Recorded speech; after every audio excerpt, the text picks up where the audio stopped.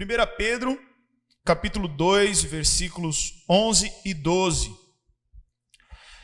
Na versão NVI diz assim: Amados, insisto em que, como estrangeiros e peregrinos no mundo, vocês se abstenham dos desejos carnais que guerreiam contra a alma. Vivam entre os pagãos de maneira exemplar, para que, mesmo que eles os acusem de praticar o mal, observem as boas obras que vocês praticam e glorifiquem a Deus no dia da intervenção deles. Vamos orar? Senhor, louvado seja o teu nome, Pai. Exaltado seja o Senhor. Pai, que essa palavra possa enriquecer as nossas vidas, que o Senhor, em nome de Jesus, fale aos nossos corações. Para isso, perdoa os meus pecados, me lava no teu sangue, eu sou carente da tua graça, da tua misericórdia. Usa-me. Aquilo que o Senhor falou, meu coração, amplia, fala ao meu coração, o coração de cada um que está assistindo, em nome de Jesus. Amém. Glória a Deus. O texto aqui usa dois termos que eu quero separar para a gente. O primeiro deles, desejos carnais. E uma das traduções para esse nome, desejo carnal, poderia também ser luxúria. A luxúria é um desejo sexual desordenado, incontrolado, o desejo pelo proibido, a concupiscência. E esse termo escolhido aqui por guerrear, ele é bem militar, ele significa servir a alguma campanha militar, ir para a guerra. E o interessante é que ele pode ser aplicado de maneira figurativa exatamente ao enfrentar inclinações carnais. Eu fiquei imaginando como nós poderíamos chamar essa mensagem, e eu quero deixar como a última guerra mundial. Durante essa quarentena eu assisti uma série que conta um pouquinho da Segunda Guerra Mundial, da história, um documentário que mostra algumas coisas que rolou na Segunda Guerra Mundial. E nós podemos estudar e saber que a Primeira Guerra Mundial acontece de 1914 a 18. A Segunda Guerra Mundial de 39 a 45, quando os nazistas invadiram ali a Polônia. Mas eu quero falar de uma guerra que, na verdade, essa sim é a primeira guerra e será a última guerra. É uma guerra espiritual que começou em Gênesis, capítulo 3, versículo 6, quando está escrito: tomou do seu fruto, comeu e deu ao seu marido, que comeu também. Aqui começa uma guerra espiritual, afinal de contas, a palavra de Deus diz que os nossos pecados fazem separação entre nós e o nosso Deus. Um abismo do pecado, a morte entra na história da humanidade. E essa guerra começa, uma batalha espiritual. A palavra de Deus diz que a nossa guerra não é contra a carne, nem contra o sangue, mas principados e potestades.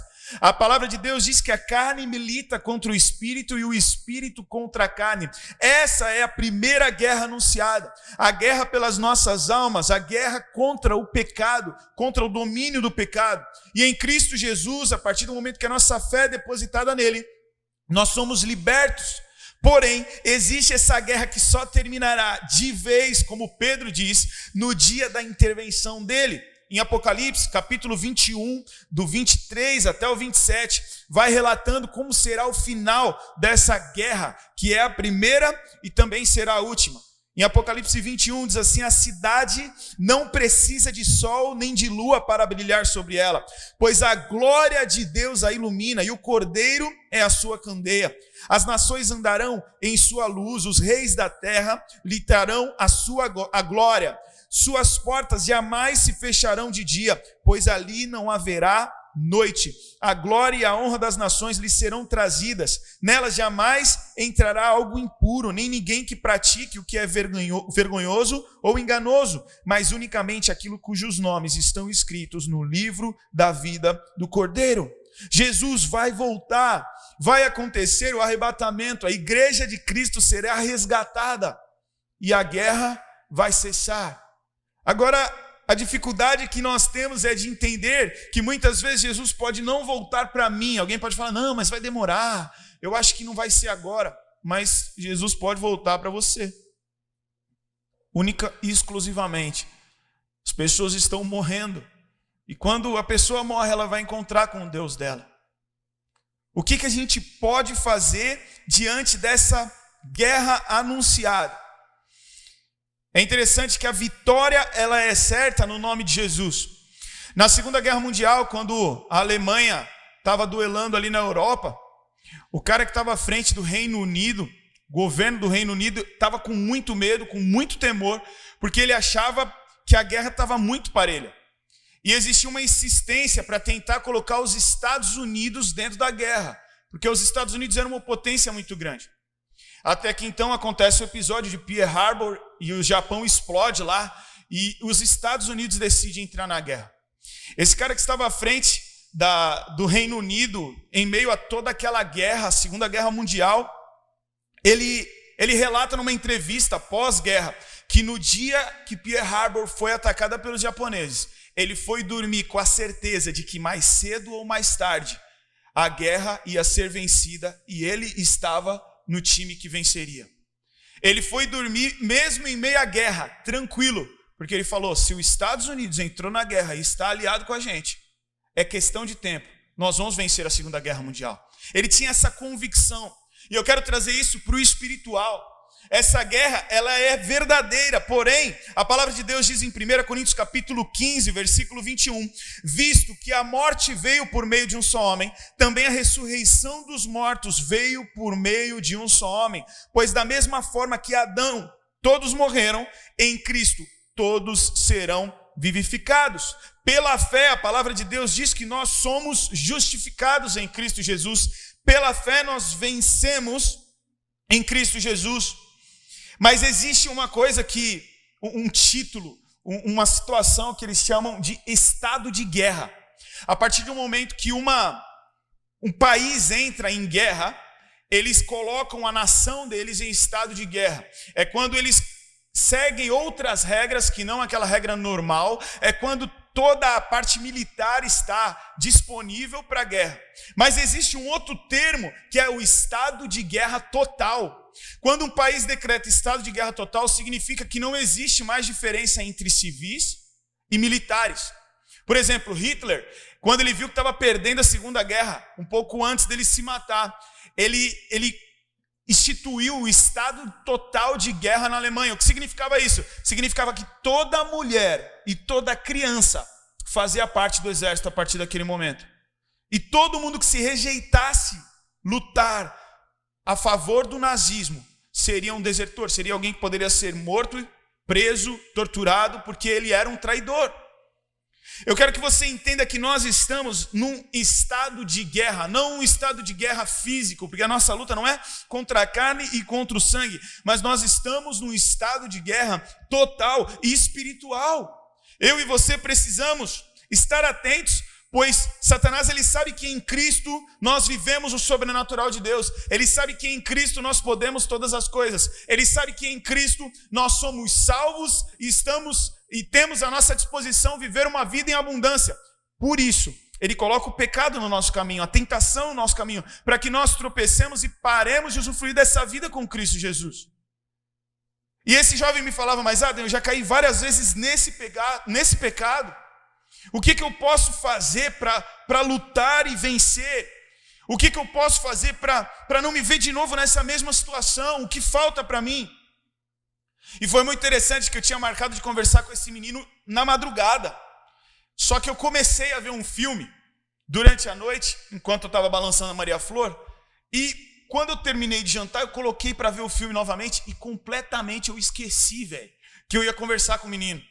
No dia seguinte de manhã eu lembrei, e aí eu chamei ele no WhatsApp, falei, mano, me perdoa, eu esqueci ontem, vamos conversar agora. Nós começamos a conversar, na verdade, muito do que eu vi no filme, Deus falou comigo, e eu pude trazer para a vida dele, e eu quero trazer agora para a sua vida. Como um cristão vence a guerra contra o pecado? Primeira coisa, blindado pela fé.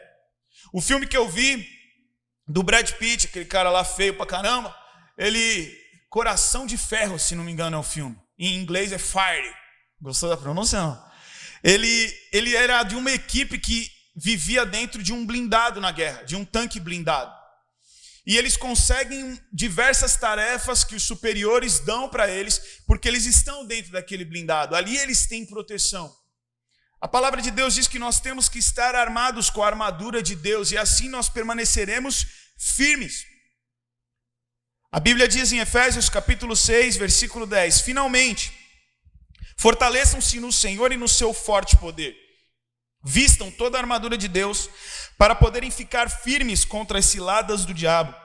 Pois a nossa luta não é contra seres humanos, mas contra poderes e autoridades, contra os dominadores desse mundo de trevas, contra as forças espirituais do mal nas regiões celestiais. Por isso, vistam toda a armadura de Deus, para que possam resistir no dia mau e permanecer inabaláveis, depois de terem feito tudo isso. Os caras estão naquele tanque blindado e eles são surpreendidos por um exército. Eu não contei no filme, não dá para ter noção, mas pelo menos uns 300 homens devia de ter ali. Porém, eles estão dentro de um blindado em 5 homens e eles conseguem destruir o exército inimigo. Por quê? Não porque eles são bons o suficiente, mas eles estão por trás de uma blindagem. Meu querido, você só vai vencer o pecado a partir do momento que você estiver vinculado pela fé em Cristo Jesus. Você só vai conseguir vencer o pecado a partir do momento que o Espírito Santo começar a encher a tua vida, para que você possa duelar essa guerra não sozinho, mas com o auxiliador que Jesus tanto prometeu que nós teríamos. Você só vai conseguir vencer a guerra com o pecado a partir do momento que você conhecer de fato esse Deus e ele passar a habitar dentro de você pela fé. Aí você estará blindado. Não adianta você querer mudar. Antes de eu me converter, eu me lembro de estar numa segunda-feira jogando bola na praia com os meninos da igreja, que desde aquela época já estavam jogando de segunda-feira na época do verão, das férias. E depois do futebol a gente ficou conversando e eu falei para uma das meninas que já era cristã, eu falei, olha, eu preciso mudar muito para ser cristão. Eu preciso alinhar algumas coisas na minha vida e aí eu vou depois ser crente. E ela falou para mim, não, você precisa ser cristão para conseguir mudar. Porque se você conseguir mudar sem ser cristão, você não precisa de Jesus. E você não vai conseguir sem ele. A palavra de Deus diz, sem mim nada podeis fazer. Então a primeira coisa, para você vencer a guerra do pecado, é estar blindado pelo sangue de Jesus, estar blindado em comunhão de fé com esse Deus maravilhoso. A segunda coisa que você precisa fazer é mapear essa situação. É um pecado que você sempre se vê diante dele, uma tentação que se repete. Você precisa mapear. E muito mais do que mapear o inimigo, a Satanás, muito mais do que você precisa se mapear. Você precisa levar para ti, 1 Coríntios capítulo 11, versículo 28, examine-se, pois, o homem a si mesmo. A psicologia fala que a pessoa ela tem um gatilho, algo que te leva a pecar, algo que te leva ao erro. Por exemplo, muitas vezes o gatilho de um cara que é usuário de droga é a bebida. Porque quando ele bebe cerveja, ele se dá aos outros tipos de droga. Muitas vezes você tem um gatilho de uma discussão quando a outra pessoa é irônica e aquilo te dá um gatilho para você responder de uma forma mais agressiva. Todos nós possuímos gatilhos diante da tentação que nos leva ao pecado e nós precisamos mapear as nossas vidas. Nós precisamos parar e orar e falar, Senhor, vê se há em mim algum caminho mau. Senhor, mostra onde eu preciso mudar. Senhor, mostra para mim aonde está a falha. Mostra para mim aonde eu tenho falhado, onde eu tenho vacilado, aonde eu não tenho vigiado. Na Segunda Guerra Mundial, quando Pearl Harbor é atacada, os Estados Unidos começam a ouvir os japoneses na sintonia de rádio. E tinha um cara muito peculiar, os caras falam que ele era um nerd, meio doido, cara. E ele, para você ter noção, ele trabalhava no meio da guerra de pantufa e pijama. E ele tinha morado 10 anos no Japão, então ele conseguia antever e traduzir muito daquilo que os japoneses estavam falando no sistema de rádio. E os japoneses falaram que atacariam a ilha MF. E o cara falou MF, o que significa MF? E o cara, por ser experiente, por ter estado 10 anos dentro do Japão, ele vira pro exército americano e fala, olha, MF é a ilha do meio. E aí os Estados Unidos falam, por quê? Me explica, por que é a ilha do meio? Não, eu não sei o porquê, mas é a ilha do meio.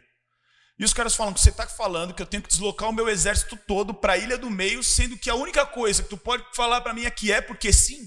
Ele falou, essa é a minha tese, MF é a ilha do meio. E o governo lá falou, não, nós não vamos fazer um contra-ataque em cima do que tu acha, você tem que dar alguma ideia para a gente melhor, algum argumento maior para a gente. E o cara muito inteligente, ele fez o seguinte, ele soltou aberto no rádio para que os japoneses ouvissem.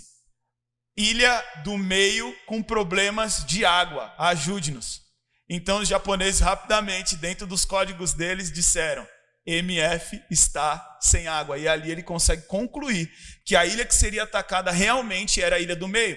Ao comprovar isso, o exército mapeou o ataque japonês e conseguiu um contra-ataque. Quando o Japão chega para atacar essa Ilha do Meio, ele acha que vai destruir com tudo. Os aviões americanos já estão voando mais alto e foi o maior contra-ataque daquelas batalhas, e é quando os Estados Unidos falam que foi a grande virada da guerra. Por que eu estou contando tudo isso para você? Porque existia um cara mapeando o ataque do inimigo. Nós precisamos mapear as coisas. Nós precisamos mapear o nosso pecado, aonde nós caímos, para que saibamos qual é o gatilho, para que possamos nos antever, e esse é o terceiro ponto. Primeira coisa, blindados pela fé. Segunda coisa, mapear as coisas. Terceiro, a estratégia de escape. Diante de conhecer aonde você cai, diante de conhecer como a situação acontece, você começa a ter uma estratégia de escape. Então vamos lá, eu peco quando eu vou para a casa da minha namorada. O que eu tenho que fazer, meu querido? Você não precisa fazer o USP para saber que você não tem que ir na casa da namorada. A garotinha liga para você e fala, olha, eu estou sozinho em casa, vem aqui assistir um filme. Meu querido, vai chupar gelo e ler a Bíblia em nome de Jesus. Você não precisa ser um especialista da mente humana para descobrir que isso é cilada. E muitas vezes nós precisamos parar, mapear os gatilhos da nossa vida para que não caiamos no pecado. Ter uma estratégia de escape. Eu conversando com esse menino, falei, meu querido, faz alguma coisa.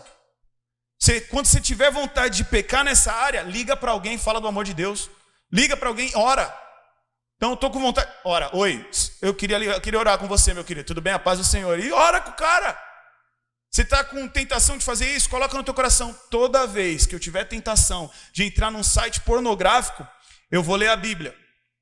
Aí você é viciado em pornografia. Aí você vai ler a Bíblia 1 vez no dia, 2 vezes no dia, 3 vezes no dia, 5 vezes no dia, 6 vezes no dia. Vai chegar uma hora que o diabo vai falar, aí demônios, muda a tentação, que esse cara já leu a Bíblia toda em um dia.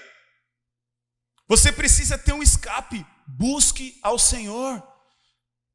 Diante do gatilho, diante da tentação, diante da oportunidade, sai correndo em nome de Jesus. Tenha um escape.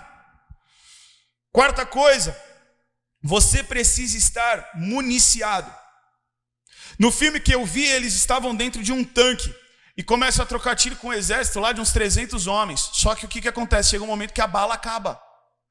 E os tanques, eles tinham do lado de fora munições amarradas, para o exército não precisar carregar nas mãos as balas, as armas, as munições em gerais. O que eles faziam? Eles colocavam em umas caixas e amarravam nos tanques, porque aí o tanque carregava toda a munição.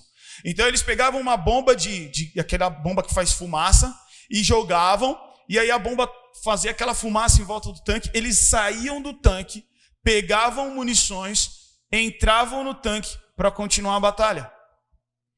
Eu e você, nós precisamos buscar munição em Deus. E isso é a disciplina devocional. Isso é você ter pessoas que você possa parar, ligar, orar, conversar, pedir conselho. Isso é você escolher, no lugar de ficar o dia todo assistindo alguma coisa no YouTube que não vai te trazer nada, você começar a consumir coisas que vão edificar a tua história. Você começa a se encher das coisas de Deus, para que no dia mau, a carne que milita contra o Espírito perca, porque você está cheio do Espírito Santo. A palavra de Deus fala, não vos embriagueis com vinho. O vinho é uma influência externa que influencia internamente. Mas sejam cheios do Espírito Santo, uma coisa que externamente, pela fé, entra em nós e nos muda. E da mesma forma que um cara que está embriagado pelo vinho, você consegue perceber pela forma que ele anda de um jeito que você fala, esse cara está embriagado. Ele fala de um jeito que você fala, esse cara está embriagado. Ele brinca de um jeito que ele não brincava, e você fala, esse cara está alegrinho. Porque ele foi influenciado pelo poder do vinho. E a palavra de Deus diz, não vos embriagueis com o vinho, mas deixem-se ser cheios do Espírito Santo de Deus. E aí quando você está cheio do Espírito Santo de Deus, você anda diferente. Você fala diferente. Você começa a ver as coisas diferentes. Mas por quê? Porque você é a última Coca-Cola do deserto, a zica do pântano. Não! Porque o Espírito Santo de Deus está habitando em você. Porque o próprio Deus está do teu lado te guiando. E você consegue vencer a guerra do pecado, porque primeiro, você está blindado pela fé. Segundo, você está mapeando, você se conhece. Você sabe qual é o lugar que você vai cair. Você sabe aonde é o teu ponto fraco. Satanás também sabe. Você precisa ter uma estratégia de escape. Eu não vou naquele lugar. Eu não vou para essa festa. Eu não vou mais andar com esse tipo de gente. Eu me lembro de andar com uma molecada que brigava. Molecada que andava, arrumava briga, velho, jogando bola, indo para balada. Tudo arrumava briga. E eu já devia ter parado de andar com a molecada, mas insisti. E aí teve um dia que um moleque foi subir na minha bicicleta para eu levar ele. Ele falou, leva essa mochila para mim. E eu levei a mochila dele.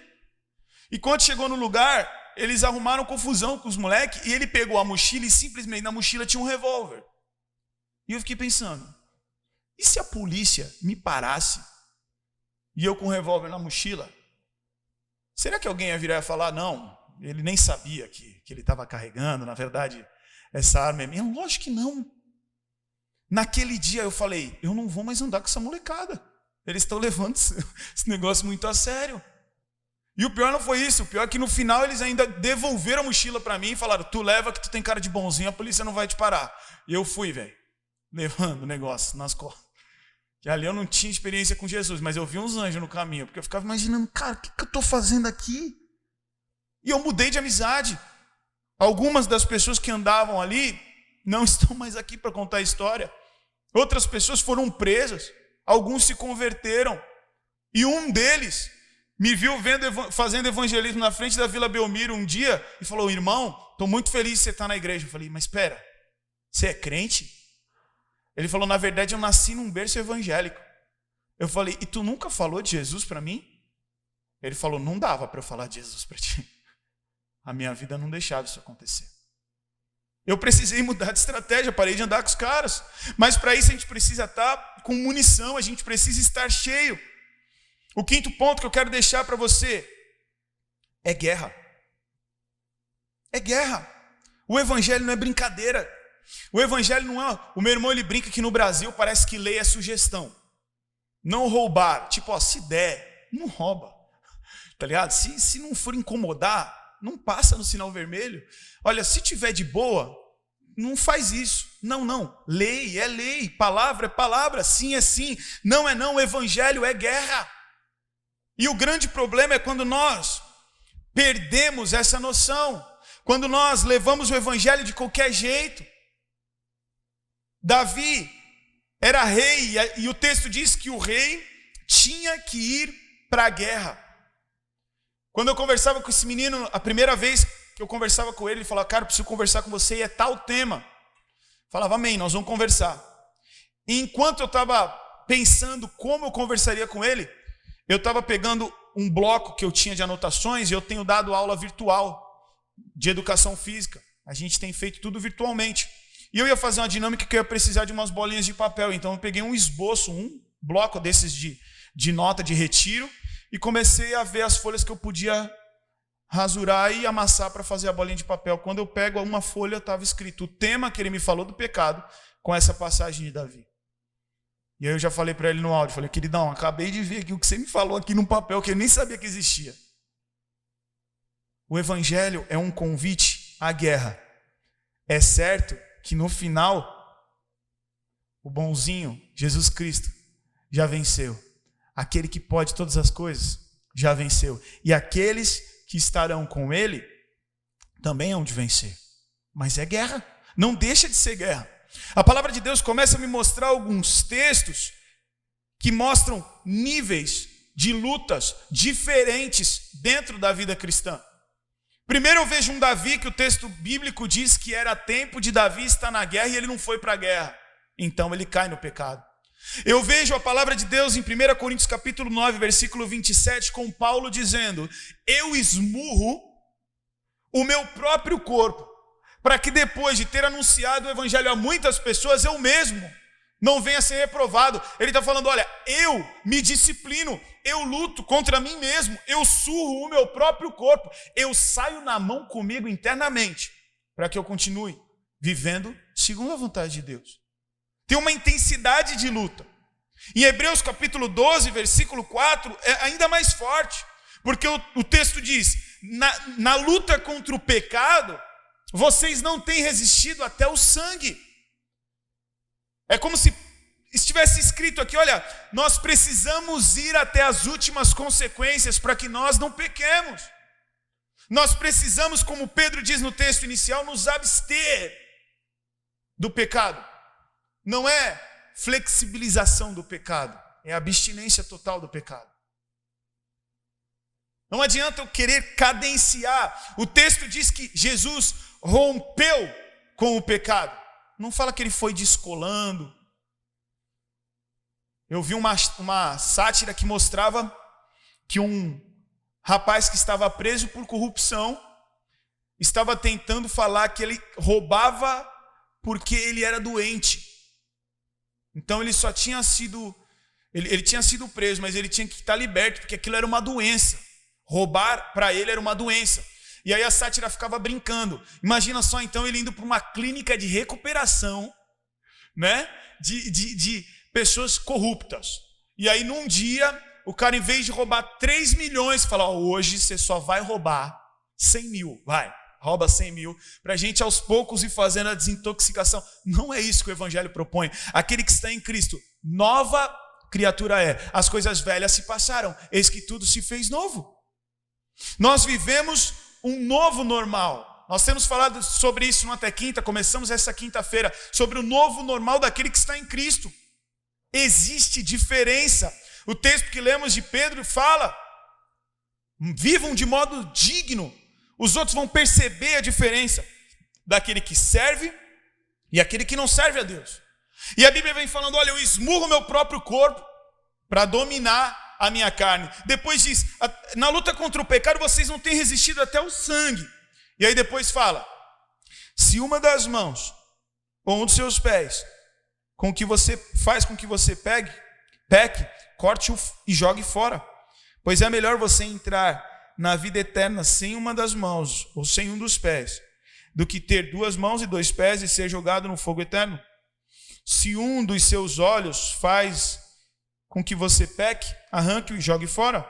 Pois é melhor você entrar na vida eterna com um olho só, do que ter os 2 e ser jogado no fogo do inferno. Perceba que o Evangelho de Cristo é radical acerca do pecado. Agora, como nós venceremos? Só se estivermos em Cristo. E sabe o que é mais legal? Os filmes de guerra, eles pouco mostram o que acontece depois. Geralmente a guerra acaba e aí de repente os caras vão triunfantes assim, porque venceram e acaba o filme. Só que eu não sei se você já teve a oportunidade de ver vídeos no Facebook, vídeos que viralizam no YouTube, de soldados, na sua maioria soldados americanos, que voltam para suas casas e encontram seus filhos, encontram sua esposa. Estava vendo essa semana, a Marcela vendo me mostrou, um soldado que voltou de uma guerra, soldado americano voltando de uma guerra, que encontrou com um bebezinho de 8 meses. E eu fico imaginando. Hoje eu com a Maria Flor, o Anderson ali perguntou para mim, a Maria Flor, cara, tá com uma figura, eu saí de casa 7 horas, já tô com uma saudade. Imagina, o cara de repente perdeu a gestação e conheceu com 8 meses, e tem outros soldados que conhecem com 2 anos, e tem outros que morrem e não conhecem. Mas o que eu quero dizer é que quando nós estamos na guerra contra o pecado, a parte que o filme não mostra, nós vivemos, que é a parte da alegria de estar com Deus. Eu estou falando de viver nessa luta contra o pecado, não porque o Evangelho se resume só a isso, mas essa é a nossa parte. E a partir do momento que nós estamos linkados em fé com Cristo, meu irmão, aí você vai usufruir do melhor do teu Pai. Porque Ele vai ver que no teu coração há uma intenção de não compactuar com o pecado. É lógico que eu e você, nós somos falhos, somos pecadores, mas não existe em nós um desejo de andar no pecado continuamente. Se você pegar uma ovelha da lama e limpá-la, ela vai aprender com aquilo e não vai cair naquele mesmo buraco de lama. Se você pegar um porco e lavar e soltar o porco, ele vai sair correndo e vai para o buraco de lama de novo. A grande questão é a intenção que há no nosso coração, de esmurrar o nosso corpo.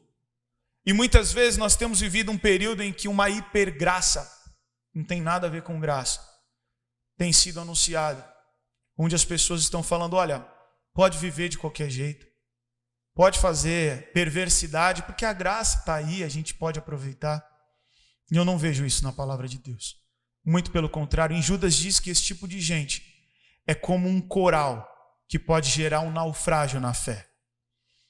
Eu não sei o que você tem consumido, o que você tem lido, o que você tem ouvido, ou quem é a tua referência de cristão. Mas cuidado, cara. A palavra de Deus é a verdade. E existe essa necessidade, esse duelo. Uma das evidências de que você é salvo, que você está saudável na fé, é a luta contra o pecado. Se você está vivendo e você não tem lutado contra o pecado, talvez é porque você está nele. Se você não tem um cuidado de não se contaminar com as coisas desse mundo, talvez você já esteja contaminado. A palavra de Deus diz: examine-se, pois o homem a si mesmo. Eu quero encerrar com um texto de Paulo, de Atos, versículo 21 do capítulo 20. Quero encerrar com essa palavra. Anunciei uma única mensagem, tanto para os judeus como para os gregos. Olha só qual é a mensagem única que ele anuncia. Na verdade, aqui é o próprio Paulo falando. Anunciei uma única mensagem, tanto para os judeus como para os gregos. 2 pontos. Olha só que lindo isso. É necessário que se arrependam, se voltem para Deus e tenham fé em nosso Senhor Jesus. Eu vou pregar para quem conhece a Deus, eu vou pregar para o judeu. É necessário que se arrependam, se voltem para Deus e tenham fé em nosso Senhor Jesus. Mas eu vou pregar para quem não conhece a Jesus, cara, eu vou pregar para ímpio. Você vai pregar para ímpio? Paulo fala que é a mesma mensagem. Qual é essa mensagem?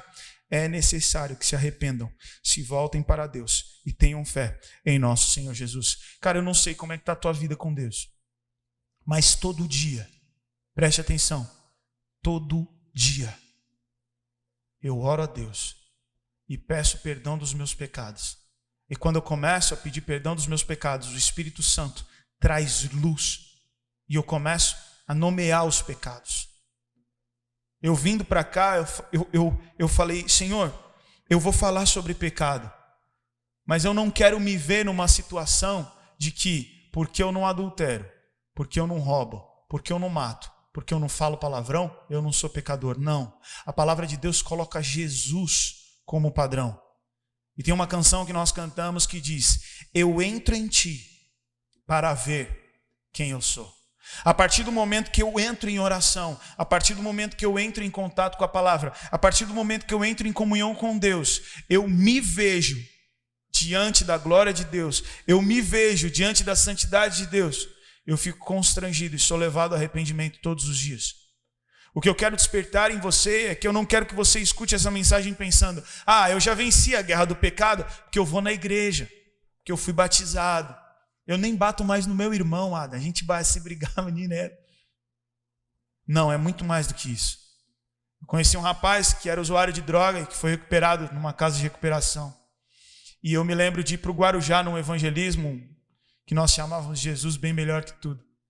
E ao chegar lá, eu fiquei impactado com o testemunho desse rapaz, porque nós viemos de Santos, na fila da balsa, e ele contando as histórias dele, de problemas com drogas, de confusão, de briga, e o testemunho de conversão dele. E aí eu fiquei impactado com o testemunho dele e falei: cara, tremendo o teu testemunho, né, cara? Você brigava, você usava droga, você não falava com a tua família, Deus restaurou tudo, cara. Ele fala: mas o mais difícil não é largar a droga. O mais difícil não é eu parecer crente. O mais difícil é ter em mim o mesmo sentimento que há em Cristo.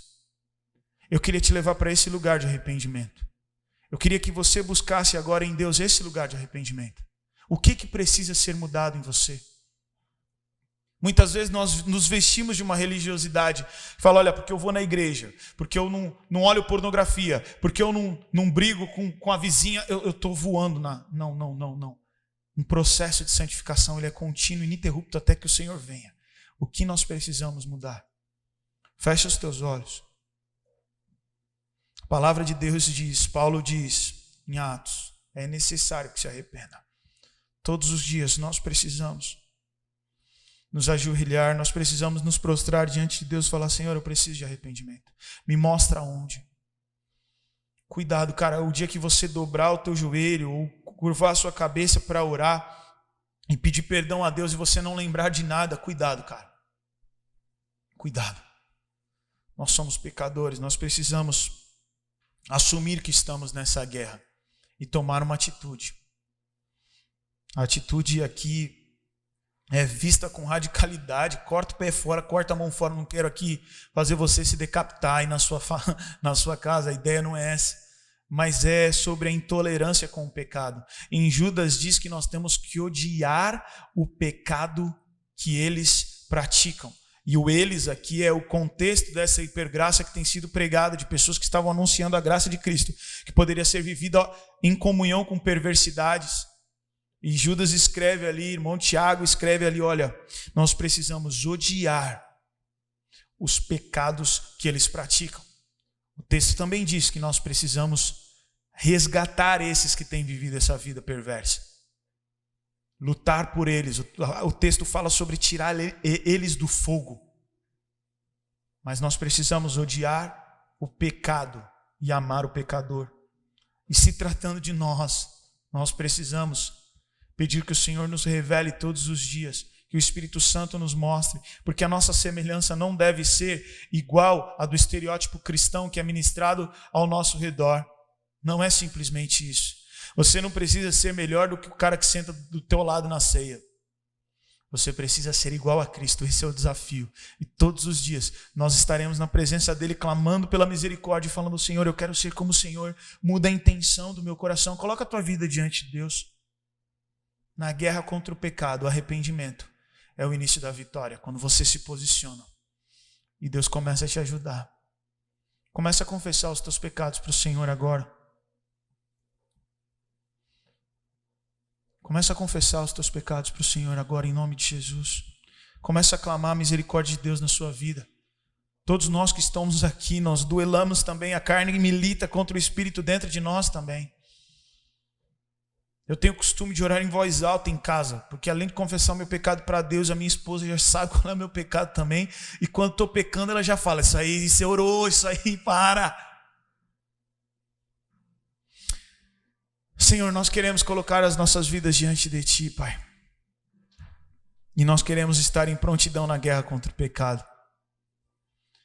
Não queremos guerrear contra o pecado alheio, nós queremos guerrear contra o pecado que há em nós, Pai. Nós não queremos olhar para o lado e de repente ver alguém fazendo e falar, eu estou no mesmo patamar. Não. Nós queremos ser a Tua imagem. Nós queremos ser parecidos com o Senhor. Tem misericórdia, Deus. Que as nossas ações, mas as nossas reações, que as nossas atitudes, mas as nossas intenções sejam sondadas por Ti. Tua palavra fala, examina-se, pois o homem a si mesmo. E quando eu vejo Paulo dizendo que ele é o maior dos pecadores, eu questiono, porque eu sou o maior dos pecadores. Afinal de contas, eu conheço muito mais dos meus pecados do que dos pecados dele. Mas eu entendo que o que ele estava querendo dizer era, eu conheço muito pecado meu, dos outros eu não conheço tanto, eu conheço muito mais meu. Senhor, tem misericórdia da minha vida. Muda a minha mente. Coloque em mim o teu sentimento. Coloque em mim a atitude correta, mas a intenção correta por trás da atitude. Porque a tua palavra fala que sem amor nada valeria. Se alguém estiver fazendo, orando, cantando por outro alguém, não vale a pena. A intenção deve ser por Ti, Jesus. Sonda o meu coração, Senhor. Tem misericórdia de mim. Eu preciso de Ti, Senhor. Em nome de Jesus. Amém. Cara, se coloque em oração todo dia, se confrontando com a palavra de Deus e com a presença de Deus.